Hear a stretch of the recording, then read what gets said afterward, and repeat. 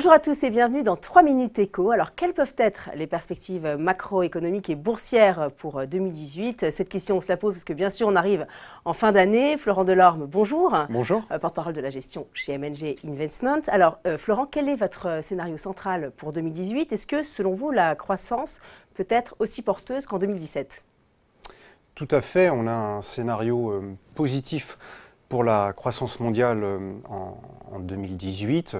On a effectivement aux États-Unis, en Europe et dans les pays émergents des perspectives de croissance qui sont très bonnes, à peu près 2,5% de croissance aux États-Unis, 2% dans la zone euro.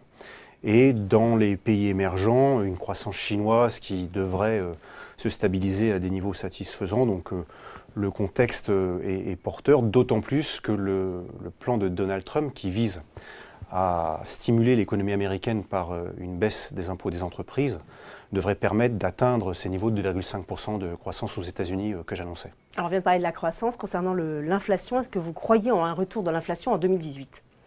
Alors c'est effectivement la question centrale, parce que si l'inflation revient de manière trop forte, les taux vont monter à un rythme important et ça serait de nature effectivement à contrarier un petit peu la bonne progression des actifs risqués. Alors pour notre part, on pense que l'inflation va certes progresser un petit peu aux États-Unis, en particulier sous l'effet de cette relance orchestrée par l'administration américaine, mais dans des proportions qui restent tout à fait raisonnables. Donc on s'attend à une inflation aux États-Unis qui dépasse légèrement les 2%, donc pas de quoi provoquer un krach obligataire. Donc vous restez assez optimiste. Quand même, Florent, est-ce que vous voyez des risques qui pourraient contrarier ce scénario? Je ne sais pas, des grains de sable qui pourraient gripper la machine en 2018?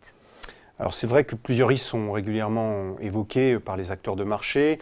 Il y a le risque par exemple d'une erreur de politique monétaire de la Fed, c'est-à-dire d'une Fed qui resserrerait beaucoup trop vite ses taux d'intérêt, qui ferait preuve d'un excès de zèle. Bon, c'est un scénario auquel on ne croit pas, on pense que la Fed restera extrêmement prudente dans son resserrement.